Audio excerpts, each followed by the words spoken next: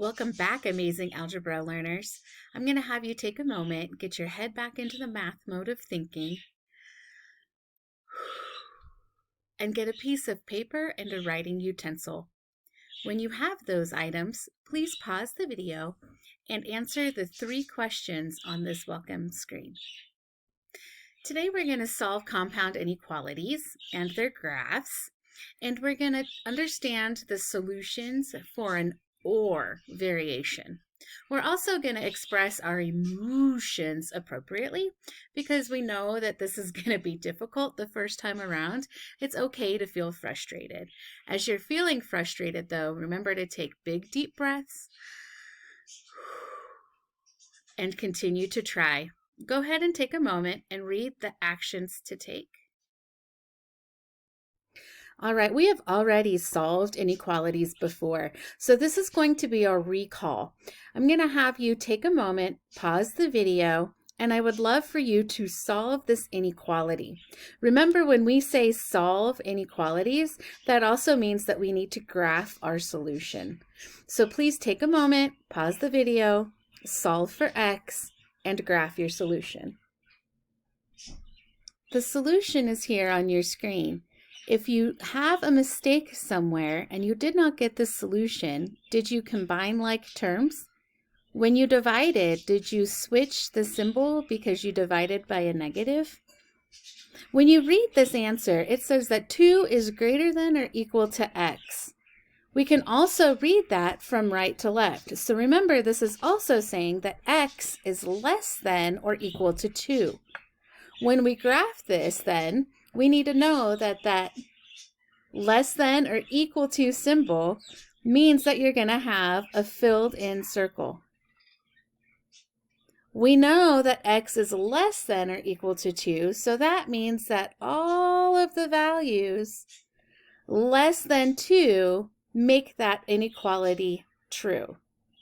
On your paper, please write one way for you to remember how to flip the signs and how to remember that you're going to graph your solution when you solve an inequality.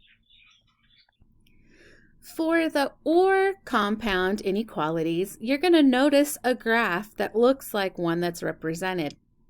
How would you use these inequalities to describe the sets of numbers that are graphed?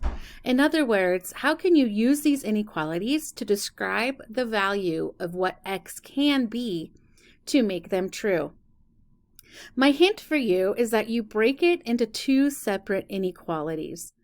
Go ahead and pause the video and try to write what x values can be from the graph.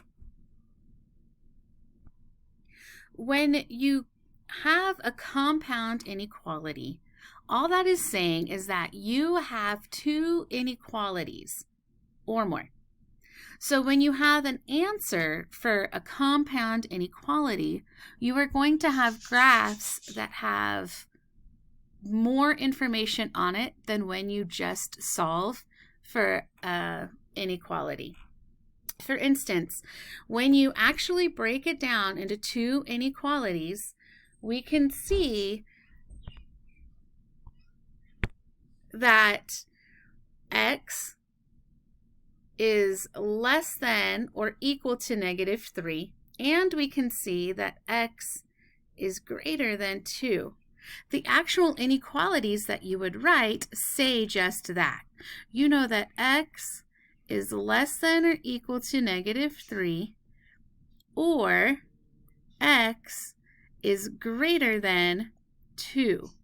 This shows us that x can be either of those types of values, and it would still make whatever inequality a true statement.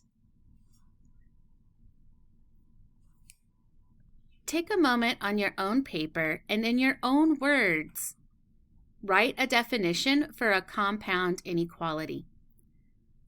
Also, write in your own words why this has 2 solutions.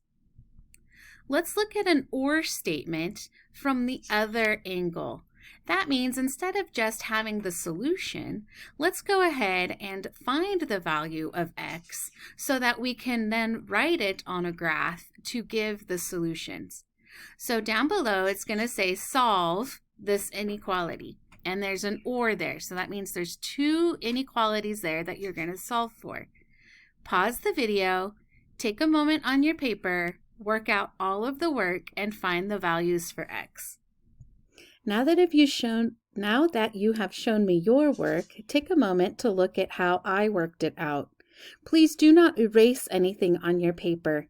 If you have things that are mistakes, lightly cross them out and fix them next to it, remembering that when you erase your mistakes, you're not learning from them. Your mistakes are important, and it's good that you made them.